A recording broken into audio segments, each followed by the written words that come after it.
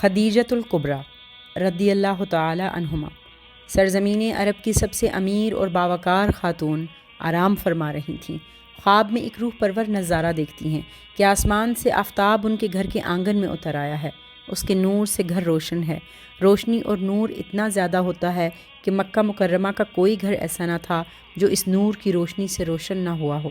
اس خوبصورت خواب سے جب وہ بیدار ہوتی ہیں تو خوشگوار حیرت میں مبتلا ہوتی ہیں کہ بہت اچھا اور عجیب و غریب خواب تھا۔ انہوں نے اپنے طور پر اس خواب کی تعبیر نکالنے کی بہت کوشش کی مگر وہ کوئی بھی نتیجہ نہ نکال سکیں۔ پھر انہیں اپنے چچا زاد بھائی نوفل بن ورقہ کا خیال آیا جو اس دور کا مشہور عالم تھا۔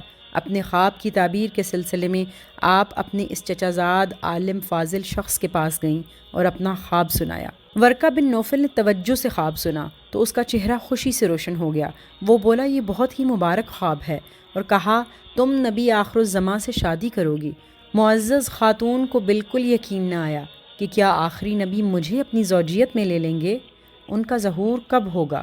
تو ورقہ بولا آسمانی کتب کے مطابق آخری نبی کے ظہور کا زمانہ یہی ہے۔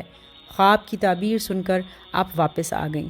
خواب کی تعبیر سن کر آپ کے اندر خوشی اور انصبات کی لہریں اٹھ رہی تھیں کیونکہ وہ اتنی بڑی سعادت کا تصور بھی نہیں کر سکتی تھیں۔ کائنات کی اس عظیم خاتون کا نام خدیجہ بنت خویلد تھا جو سرزمین عرب کی عرب پتی خاتون تھیں۔ آپ حسین و جمیل، عالی نسب اور سرزمین عرب کی بہت بڑی رئیسہ تھیں۔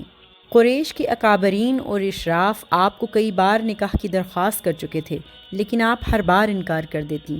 آپ کی ولادت 15 سال قبل عام الفیل قبیلہ بنو اسد میں ہوئی جو قریش کی ایک نہایت معزز شاخ تھی۔ ان کے والد خویلد بن اسد عرب کے امیر ترین انسانوں میں سے ایک تھے۔ انہی دنوں میں جنگ حرب الفجار شروع ہوئی۔ اس جنگ میں حضرت خدیجہ کے والد شریک ہوئے اور داعی اجل کو لبیک کہا اور جہان فانی سے رخصت ہو گئے۔ خاندانی پیشہ تجارت تھا۔ باپ کے مرنے کے بعد سیدہ خدیجہ نے کاروبار میں دلچسپی لینی شروع کر دی۔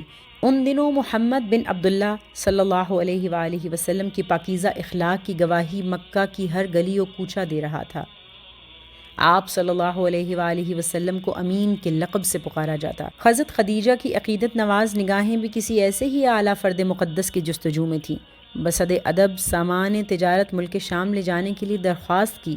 آپ صلی اللہ علیہ وآلہ وسلم کے چچا ابو طالب کے ذریعے معاملہ طے پا گیا۔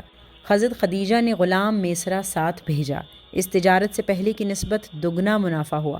واپسی پر غلام میسرہ کے کہنے پر نبی کریم صلی اللہ علیہ وآلہ وسلم حضرت خدیجہ کو ملنے گئے تاکہ نفع کے بارے میں بتا سکیں۔ ظہر کا وقت تھا۔ سیدہ خدیجہ دوسری عورتوں کے ہمراہ بالا خانے میں بیٹھی تھیں۔ دیکھا کہ محمد بن عبداللہ صلی اللہ علیہ وآلہ وسلم اپنے اونٹ پر تشریف لا رہے ہیں اور 2 فرشتے ادھر ادھر سایہ کیے ہوئے ہیں۔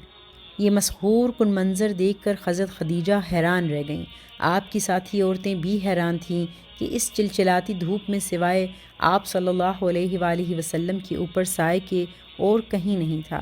جب آپ صلی اللہ علیہ وآلہ وسلم آئے تو حضرت خدیجہ نے دروازے پر استقبال کیا اور خوش آمدید کہا تو نبی کریم صلی اللہ علیہ وآلہ وسلم نے سفر شام اور تجارتی منافع سے متعلق گفتگو کی۔ حضرت خدیجہ آپ صلی اللہ علیہ وآلہ وسلم کی ایمانداری اور اخلاق سے بہت متاثر ہوئیں اور طے شدہ منافع سے دگنا منافع آپ صلی اللہ علیہ وآلہ وسلم کو پیش کیا۔ جب میسرہ آیا تو حضرت خدیجہ نے بڑی حیرانگی سے کہا کہ محمد بن عبداللہ صلی اللہ علیہ وآلہ وسلم کے اوپر سایہ تھا۔ تو وہ بولا میں نے شام کے سفر میں بہت کچھ دیکھا اور سنا۔ جب بھی ہمارا قافلہ چلتا اور دھوپ تیز ہوتی تو 2 فرشتے آپ صلی اللہ علیہ وآلہ وسلم پر سایہ کر دیتے۔ میسرہ نے دوران سفر بہت سارے روح پرور واقعات کا ذکر کیا تو حضرت خدیجہ کو اپنا وہ خواب یاد آ گیا اور سوچنے لگیں کیا محمد بن عبداللہ صلی اللہ علیہ وآلہ وسلم نبی آخر الزماں ہیں؟ پھر حضرت خدیجہ رضی اللہ تعالیٰ نے اپنی سہیلی نفیسہ کے ذریعے آپ صلی اللہ علیہ وآلہ وسلم کو شادی کا پیغام بھیجا اور پھر آپ صلی اللہ علیہ وآلہ وسلم کی ایما پا کر اکابرین خاندان کی موجودگی میں آپ صلی اللہ علیہ وآلہ وسلم سے نکاح ہو گیا اور اپنا سارا مال نبی کریم صلی اللہ علیہ وآلہ وسلم کے قدموں میں ڈال دیا کہ آپ صلی اللہ تعالیٰ علیہ وآلہ وسلم جس طرح چاہیں استعمال فرمائیں۔ حضرت خدیجہ کے پاس بے شمار باندیاں اور غلام تھے لیکن آپ صلی اللہ علیہ وآلہ وسلم کی محبت نے یہ گوارا نہ کیا کہ کوئی اور آپ صلی اللہ علیہ وآلہ وسلم کی خدمت کرے۔ اس سعادت کو وہ خود سمیٹنا چاہتی تھیں۔ آپ صلی اللہ علیہ وآلہ وسلم کا سارا کام وہ خود کرتی۔ امارت کا مزاج دوسروں سے خدمت و ادب کروانا اور دوسروں سے ایثار و قربانی طلب کرنا، لیکن جب کسی سے دلی محبت ہو جائے تو معاملہ الٹ ہو جاتا ہے۔ اور جب شہنشاہ دو عالم صلی اللہ تعالیٰ علیہ وآلہ وسلم نے نزول وحی کے بارے میں اپنی محبوب زوجہ کو بتایا تو انہوں نے کہا بے شک آپ صلی اللہ علیہ وآلہ وسلم سچ کہتے ہیں، اور جب اعلان نبوت فرمایا تو آپ فوراً ایمان لے آئیں۔ اعلان نبوت کے بعد کفار مکہ نبی کریم صلی اللہ علیہ وآلہ وسلم کی جان کے دشمن بن گئے، تو آپ اپنے محبوب خاوند کے بارے میں بہت فکر مند رہتی تھیں۔ اگر آپ صلی اللہ علیہ وآلہ وسلم کو گھر آنے میں دیر ہو جاتی تو طرح طرح کے وساوس دل و دماغ کو گھیر لیتے، اور آپ اپنے محبوب خاوند کی تلاش میں ایک رات نکل پڑی تو راستے میں ایک شخص ملا تو اس سے حضور اکرم صلی اللہ علیہ وآلہ وسلم کے بارے میں پوچھا، اور آپ ڈر بھی گئیں کہ کہیں کوئی بدخواہ نہ ہو جو آپ صلی اللہ علیہ وآلہ وسلم کو نقصان پہنچانا چاہتا ہو۔ اس بات کا ذکر نبی کریم صلی اللہ علیہ وآلہ وسلم سے کیا تو پیارے آقا صلی اللہ علیہ وسلم نے فرمایا جبرائیل تھے اور مجھ سے کہہ گئے کہ میں تم کو سلام پہنچا دوں اور جنت میں ایسا گھر ملنے کی بشارت سنا دوں جو موتیوں سے بنا ہوگا۔ ام المومنین سیدہ حضرت خدیجہ فطری طور پر شرافت، پاکیزگی اور طہارت کا مجسمہ تھیں۔ نبی کریم صلی اللہ علیہ وآلہ وسلم کی قربت نے ان کی سیرت و محاسن کو چار چاند لگا دیے۔ انہوں نے اپنی ذات کو رحمت مجسم صلی اللہ علیہ وآلہ وسلم کی ذات میں فنا کر دیا تھا۔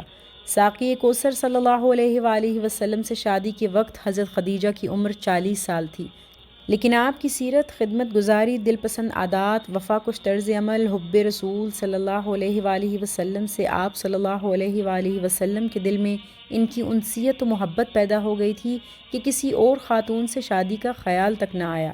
حالانکہ اس معاشرے میں دوسری شادی کرنا عام بات تھی۔ قریش کے مظالم سے تنگ آ کر ابو طالب مجبوراً خاندان بنو ہاشم کے ساتھ شاب ابی طالب میں پناہ گزین ہوئے۔